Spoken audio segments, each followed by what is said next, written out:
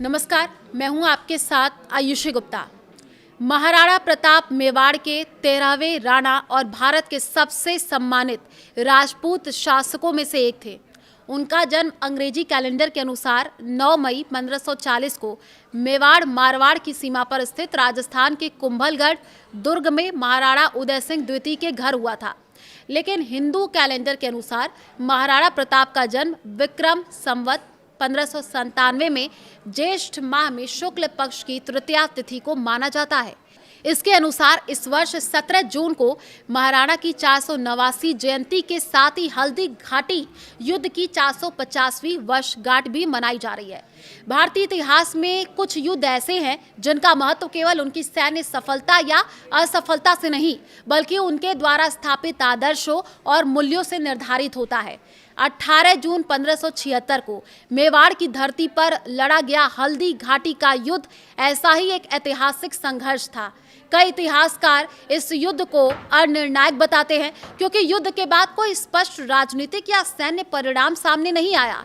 किंतु यदि इस युद्ध के उद्देश्य, उसके परिणाम और उसके दूरगामी प्रभावों का विश्लेषण किया जाए तो ये स्पष्ट हो जाता है कि हल्दी घाटी युद्ध के वास्तविक विजेता महाराणा प्रताप ही थे। महाराणा प्रताप और मुगल सम्राट अकबर के बीच संघर्ष केवल दो शासकों का युद्ध नहीं था। यह स्वतंत्रता और साम्राज्यवाद, स्वाभिमान और अधीनता, राष्ट्रधर्म और सत्ता विस्तार के बीच का संघर्ष था। अकबर ने राजपूताना के अधिकांश राज्यों को अपनी अधीनता स्वीकार करने के लिए विवश कर दिया था। आमेर सहित अनेक रियासतें मुगल सत्ता के अधीन आ चुकी थीं। केवल मेवाड़ ऐसा राज्य था जिसने अपने गौरव और स्वतंत्रता से समझौता नहीं किया। महाराणा प्रताप ने स्पष्ट शब्दों में घोषणा कर दी थी कि वे किसी भी परिस्थिति में मेवाड़ की स्वतंत्रता का सौदा नहीं करेंगे। अकबर ने कई बार दूत भेज करके महाराणा प्रताप को समझाने का प्रयास किया। राजनयिक वार्ताएं हुई, समझौते के प्रस्ताव आए, लेकिन महाराणा प्रताप अपने संकल्प पर अडिग रहे।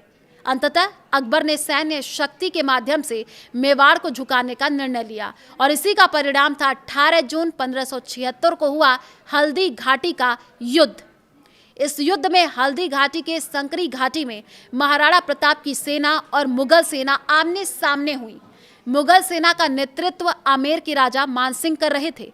संख्या और संसाधनों की दृष्टि से मुगल सेना कहीं अधिक शक्तिशाली थी, जबकि महाराणा प्रताप के पास सीमित सैनिक और साधन थे। इसके बावजूद मेवाड़ की सेना ने असाधारण वीरता का प्रदर्शन किया। युद्ध के प्रारंभिक चरण में राजपूतों और भील योद्धाओं ने मुगल सेना को भारी क्षति पहुंचाई। युद्ध के दौरान महाराणा प्रताप का साहस अद्वितीय था।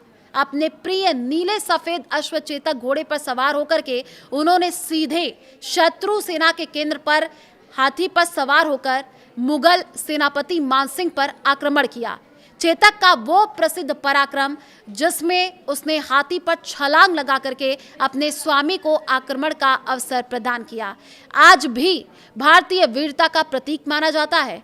यद्यपि युद्ध के दौरान चेतक गंभीर रूप से घायल हो गया और एक 25 फीट चौड़े बरसाती नाले से छलांग लगा महाराणा प्रताप की जीवन रक्षा के बाद उसकी मृत्यु हो गई।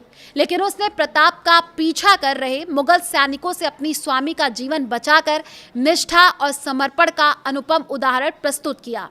हल्दी घाटी के युद्ध में अनेक वीर सेना नायकों, राजपूत सरदारों, भील योद्धाओं और सहयोगी राजाओं का सामूहिक पराक्रम महाराणा प्रताप की ताकत बना।